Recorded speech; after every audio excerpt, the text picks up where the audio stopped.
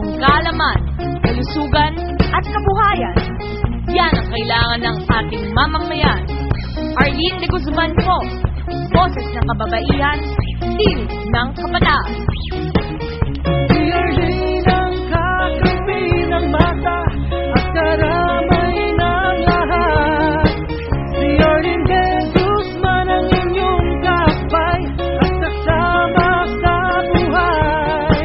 Konsehal Arlene de Guzman, Konsehal Arlene de Guzman, Konsehal Arlene de Guzman, Konsehal Arlene de Guzman.